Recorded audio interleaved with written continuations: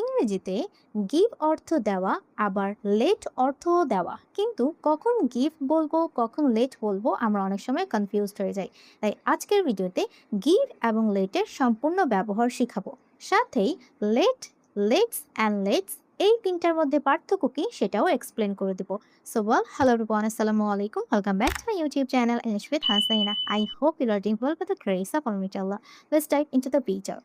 ফার্স্টে আমরা দেখব গিভ কখন ব্যবহার করতে হয়। গিভ সাধারণত আমরা ব্যবহার করব যখন আমরা বোঝাবো যে কোনো কিছু দেওয়া, কোনো কিছু কাউকে দেওয়া, কোনো কিছু দেওয়া অথবা কোনো জিনিস দেওয়া। কোনো একটা জিনিস নিয়ে যখন আমরা কথা বলি তখন সাধারণত আমরা গিভ ব্যবহার করি। সাধারণত আমরা গিভ এটা ব্যবহার করার পর সব সময় সাবজেক্টের অবজেক্ট ফর্মটা ব্যবহার করি। সবসময় কি হবে, সাবজেক্টের অবজেক্ট ফর্ম আমরা ব্যবহার করব। অ্যান্ড দেন এখানে সবসময় আমরা কি করব, একটা বস্তু নিয়ে কথা বলবো বা একটা থিঙ্ক নিয়ে কথা বলতে পারি। ওকে, দেখেন সাবজেক্টের অবজেক্ট ফর্ম কোনটা আমরা অনেক সময় কনফিউজড হয়ে যাই, তাই আমি এখানে সাবজেক্টের অবজেক্ট ফর্মটা লিখে রেখেছি। যদি সাবজেক্ট আমাকে ধরে আই, তাহলে হবে মি। ইউ থাকলে ইউ, হি থাকলে হিম, শি থাকলে হার, দে থাকলে দেম, ভি থাকলে আস, এবং যদি ইচ থাকে তাহলে ইট হয়। এটা হচ্ছে সাবজেক্টের অবজেক্ট ফর্ম। তাহলে দেখেন এখানে আমি কতগুলো উদাহরণ দিয়ে রেখেছি। আমাকে বইটা দাও, আমাকে বইটা দাও। এখন এই বইটা কি একটা জিনিস, কোনো একটা জিনিস নিয়ে যখন আমরা কথা বলবো, কোনো একটা জিনিস দেওয়া, এই অর্থে সাধারণত আমরা গিভ ব্যবহার করব। Give me the book. আমাকে, আমার ইংরেজি কি আই, আমাকে আই এর অবজেক্ট ফর্ম হচ্ছে কি মি, তাই এখানে আমাকে বলতে হবে গিভ মি দ্য বুক। তারপর তাকে চাবি দাও। চাবি কি, চাবি হচ্ছে এখানে একটা জিনিস, তাই এখানে বলা উচিত give him or her the keys. ওকে, তারপর সে তাকে একটা উপহার দিয়েছিল। উপহার কি, একটা জিনিস, তাই এখানে গিভ অথবা গেভ ব্যবহার করা উচিত। He gave her a gift. সে একটি সুন্দর ব্যাখ্যা দিয়েছিল। She gave an excellent explanation. তারপর আমাকে একটি উপহার দেওয়া হয়েছিল, এটা হচ্ছে প্যাসিভ ফর্ম। ওকে, আমাকে একটি উপহার দেওয়া হয়েছিল, কিন্তু কে দিয়েছিল সেটা ইম্পর্টেন্ট না, তাই এখানে আমাদের সেন্টেন্সটা এভাবে বলা উচিত, I was given an award. আমাকে একটি উপহার দেওয়া হয়েছিল। একটা উপহার হচ্ছে কি একটা জিনিস, তাই না, পুরস্কার হচ্ছে একটা জিনিস। তাহলে এখানে কি ব্যবহার করতে হবে, গিভ ব্যবহার করতে হবে। এবং আমরা প্যাসিভ ফর্মে কি করি, সাবজেক্ট ব্যবহার করব, ওয়াজ, ওয়্যার, অ্যান্ড দেন ভার্বের পাস্ট পার্টিসিপল ফর্ম হয়। আমাকে দেওয়া হয়েছিল কিন্তু কে দিয়েছিল সেটা ইম্পর্টেন্ট না, এই জন্য এটা হচ্ছে passive sentence. I was given. এখন আমরা গিভ ভার্ব দিয়ে কয়েকটা ফিক্সড এক্সপ্রেশন দেখে নিব। যেমন গিভ আপ। গিভ আপ মানে হচ্ছে হাল ছেড়ে দেওয়া। যেমন তোমার স্বপ্ন ছেড়ে দিও না, এটার ইংরেজি হবে don't give up your dream. তারপর গিভ ব্যাক। গিভ ব্যাকের অর্থ হচ্ছে যে কোনো কিছু ফিরিয়ে দেওয়া। যেমন দয়া করে আমার বইটা ফিরিয়ে দাও, এটার ইংরেজি হবে প্লিজ গিভ ব্যাক মাই বুক। তারপর গিভ অ্যাওয়ে। গিভ অ্যাওয়ে মানে হচ্ছে কোনো কিছু ফাঁস করে দেওয়া। যেমন তার হাসি গোপন বিষয়টা ফাঁস করে দিয়েছিল। His smile gave away the secret. Give of. Give of এর অর্থ হচ্ছে কোনো কিছু ছড়ানো অথবা নির্গত করা। যেমন ফুল মিষ্টি গন্ধ ছড়ায়, তাহলে হবে flowers give of a sweet smell. তারপর হচ্ছে গিভ ইন। গিভ ইন অর্থ হচ্ছে কোনো কিছু মেনে নেওয়া। তাহলে শেষ পর্যন্ত সে তাদের অনুরোধ মেনে নিয়েছিল, তাহলে হবে finally he gave in to their request. Okay, এখন আমরা দেখব লেটের ব্যবহার। লেটের অর্থ হচ্ছে সাধারণত কোনো কিছু করতে দেওয়া, কোনো কিছু করতে দেওয়া অথবা কোনো কিছু করার অনুমতি দেওয়া। এই দুটো অর্থে সাধারণত আমরা কি করি, লেটকে ব্যবহার করে থাকি, অনুমতি দেওয়া। এবং লেট সব সময় আমরা ভার্বের জন্য ব্যবহার করে থাকি। কোনো একটা কাজের জন্য সাধারণত আমরা কি করি, লেট ব্যবহার করি। আমরা গিভ ব্যবহার করি কোনো জিনিস যদি আমরা কাউকে দেই, আর আমরা লেট ব্যবহার করি যদি আমি কোনো কাজ কাউকে করতে দেই, তখন সাধারণত আমরা লেট ব্যবহার করি। এবং লেটের পর সব সময় ভার্বের বেস ফর্মটা ব্যবহার করতে হয়। লেট এর ব্যবহার করার রুলস হচ্ছে, লেট ব্যবহার করার পর সাধারণত আমরা সাবজেক্টের অবজেক্ট ফর্ম ব্যবহার করি, অ্যান্ড দেন সব সময় ভার্বের বেস ফর্মটাই ব্যবহার করি। আমাকে রুমে ঢুকতে দাও। এখন ঢুকা হচ্ছে একটা কাজ, এটার জন্য ব্যবহার করা উচিত লেট মি। এখানে যদি বলি give me enter the room, তাহলে সেন্টেন্সটা কি হবে? ভুল হবে, কারণ এখানে লেট মি এর পর কি হচ্ছে? একটা ভার্বের ব্যবহার হচ্ছে। যখন আমরা ভার্বের ব্যবহার করব তখন লেট ব্যবহার করতে হয়। Let me enter the room. আমার বাবা-মা আমাকে রাতে দেরি করে বাইরে থাকতে দেন না। তাহলে থাকা কি একটা কাজ না? দেন না। তাহলে বলা উচিত my parents don't let me.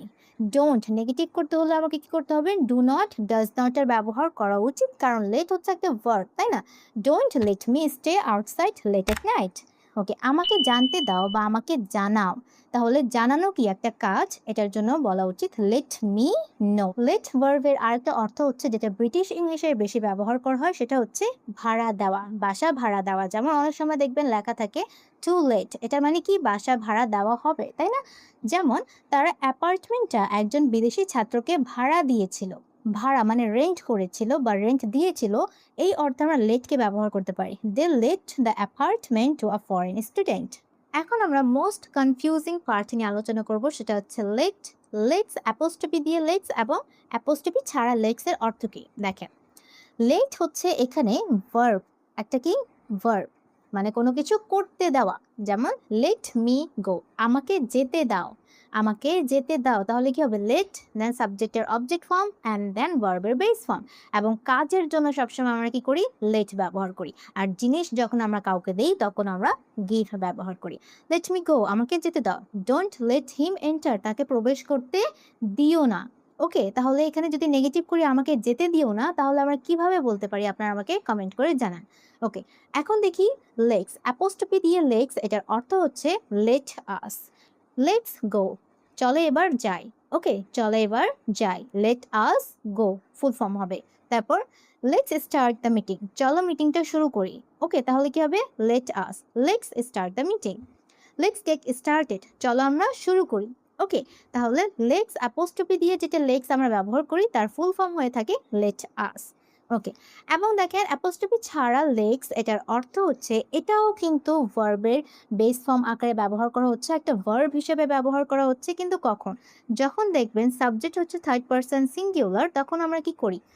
Present indefinite টেন্সে ভার্বের সাথে অতিরিক্ত এস অথবা ইএস যুক্ত করি। এখানে ওই নিয়মটাই ফলো করে লেট এর সাথে এস যুক্ত করা হয়েছে। যেমন শি লেটস মি প্লে, সে আমাকে খেলতে দেয়, she lets me play.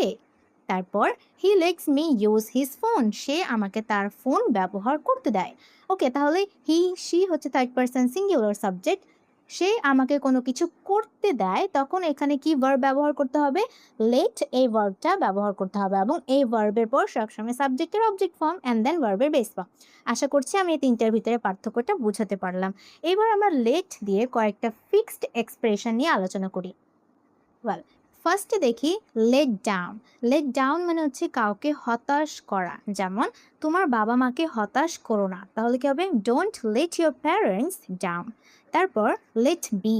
Late B মানে হচ্ছে যেমন আছে তেমন থাকতে দেওয়া, বিরক্ত না করা। যেমন এটা যেমন আছে তেমন থাকতে দাও, তাহলে কি হবে? Just let it be, just let it be. তারপর হচ্ছে লেট গো। লেট গো মানে হচ্ছে ছেড়ে দেওয়া বা কাউকে মুক্ত করা। পুলিশ তাকে ছেড়ে দিয়েছিল, তাহলে কি হবে? দ্য পুলিশ লেট হিম গো। ওকে, তারপর হচ্ছে লেট আপ। লেট আপ এর মানে হচ্ছে কোনো কিছু কমে যাওয়া বা থেমে যাওয়া। যেমন তার ব্যথা অবশেষে কমেছে, তাহলে কি হবে? His pain has finally let up. Okay, তারপর লেট অ্যালোন, এটার অর্থ হচ্ছে তো দূরের কথা বা বাদই দিলাম, এই অর্থে। যেমন সে হাঁটতেই পারে না, দৌড়ানো তো দূরের কথা, তাহলে কি হবে? He can't walk let alone run. Okay, চলুন এখন লেট এবং গিভ দিয়ে কম্প্যারিজন করি। যেমন give me your phone. Your phone হচ্ছে একটা জিনিস, আমাকে তোমার ফোন দাও, তাহলে কি হবে? Give me your phone. কিন্তু যদি বলি আমাকে তোমার ফোন ইউজ করতে দাও, ব্যবহার করতে দাও, ইউজ হচ্ছে কি একটা কাজ, ব্যবহার করা, তখন বলা উচিত লেট মি ইউজ ইয়ার ফোন। তারপর ডোন্ট লেট হিম এন্টার, তাকে প্রবেশ করতে দিও না, প্রবেশ করা হচ্ছে একটা কাজ, কাজের জন্য আমরা কি ব্যবহার করব? লেট, তাকে প্রবেশ করতে দিও না। কিন্তু যদি আমরা বলি don't give him the password, তাকে পাসওয়ার্ড দিও না। এই পাসওয়ার্ড হচ্ছে একটা জিনিস কাউকে কোনো জিনিস দিও না বা কাউকে কোনো জিনিস দাও, এটার জন্য আমরা গিভ ব্যবহার করি। কাউকে কোনো কাজ করতে দিও না বা কাজ করতে দাও, এটার জন্য আমরা লেট ব্যবহার করি। আপনি যদি বুঝতে পেরেছেন তাহলে আমাকে অবশ্যই কমেন্ট করে জানাবেন এই দুই সেন্টেন্সের ইংরেজি কি হবে। তাকে পড়তে দাও, তাকে বই দাও।